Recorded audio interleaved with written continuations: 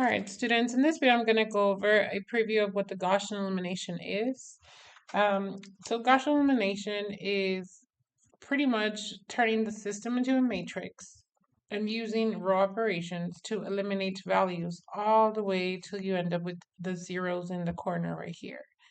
And as we reviewed today in class, these zeros in the corner will turn this matrix into a system that has one variable to be solved, then another variable after that one, and then the last variable after that. So this is your goal, to get a system that has 3 zeros in the corner. Ideally, you want to have 1, 1, 1, but it's not needed as long as you have those zeros in the corner. So with this video, I'm going to go over this one example, and then we'll do this in class. All right, so the first thing you want to do is turn the system you were given into a matrix. So we're going to have 6, -1, 3, -9. Then we're going to have 5, 5, -5, 20. Then we're going to have 3, -1, 4, and -5. So that's what we learned in class, and those are the previous notes, how to convert a system to a matrix. After we do that, we're going to look at this and we're going to just think, what can we possibly do mathematically to turn these 3 numbers into zeros one at a time? So for example, we can notice that all of these are divisible by 5. So that's an option. Simplify this row by dividing by 5. So I'm going to start with that. I'm going to say row 2 divided by 5, and it's going to give us a new row 2. So row 1 and row 3 are not going to change. So I'm just going to copy those down. And then we're going to divide row 2 by 5, each number, and write the new numbers here. So we're going to have 5 divided by 5 is 1, 5 divided by 5 is 1, -5 divided by 5 is -1, and 20 divided by 5 is 4. Okay, so then now we look at the new matrix that we have, and then we keep thinking, what else can we do to make these zeros? So we're going to just work our way all the way to getting those zeros. There's so many different ways to do this. I can be doing it one way, another student could be doing another way, and we end up with the zeros in the corner, and we'll get that same answer. So be open-minded and just think of random things you can do to get those zeros mathematically. So the next thing I'm going to do is use the 3 right here on the bottom and turn this 1 into a -3, so I can add these and get a 0. So in other words, I'm going to multiply row 2 by -3, and I'm going to add it to row 3, and I'm going to replace only row 2. That means row 1 stays the same, and row 3 stays the same. And now I'm going to multiply row 2 times -3. So these numbers times -3. And I'm going to get -3, -3, 3 times negative times negative is positive, so +3. And -3 times 4 is -12. And I'm going to add it to row 3. This is row 3, so I'm going to add these numbers together. And I'm going to write the answers here.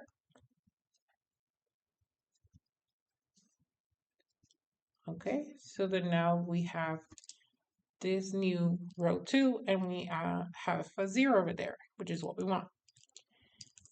Now we look at this number and be thinking of how we can use that 6 to make that a 0. So 6 and -6 become a 0, and I can turn this into a -6 if I multiply -2 times 3. So I'm going to do -2 times row 3, add it to row 1, and that's going to give me a new row 3.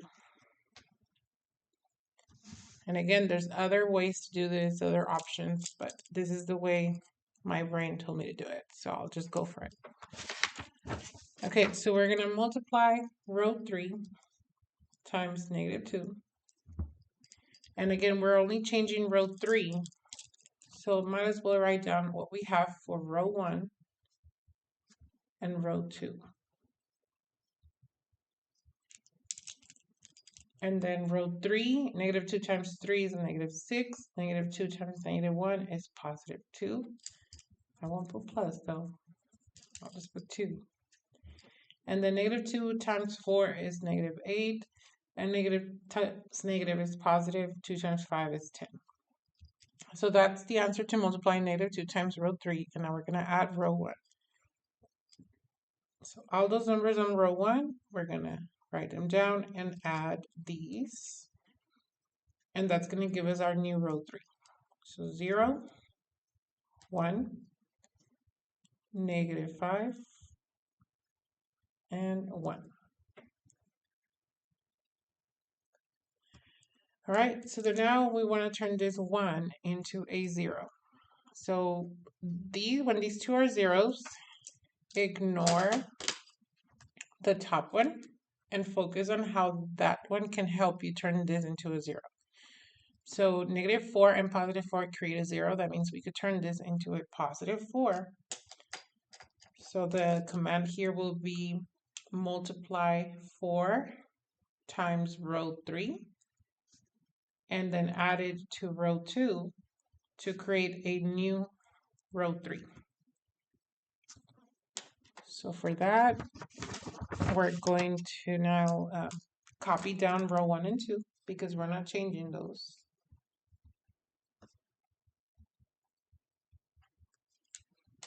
And then we're going to multiply row 3 times 4. So 4 times 0 is 0, 4 times 1 is 4, 4 times -5 is -20, 4 times 1 is 4. And we're going to add it to row 2. So 0, -4, 7, -17. And when we add these, we get 0, 0.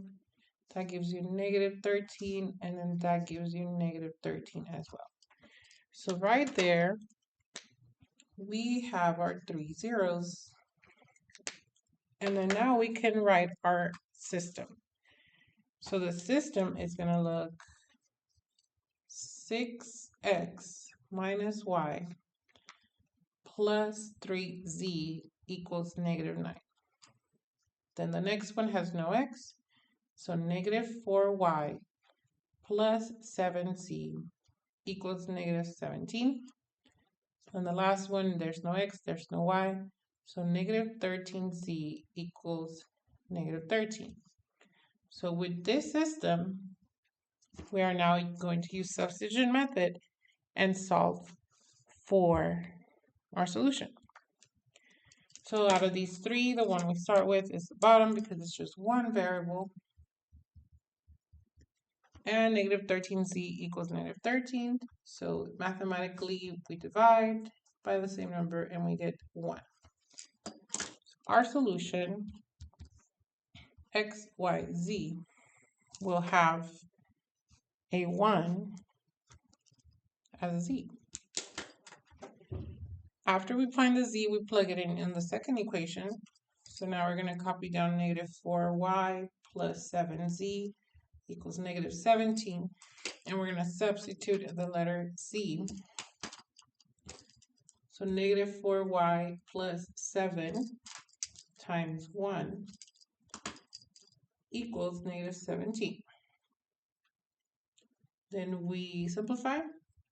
So we multiply. 7 times 1 equals 7. Then we subtract 7. Cancels. And we're left with -4y equals -24. Divide by -4. Y equals 6. So our y value is 6.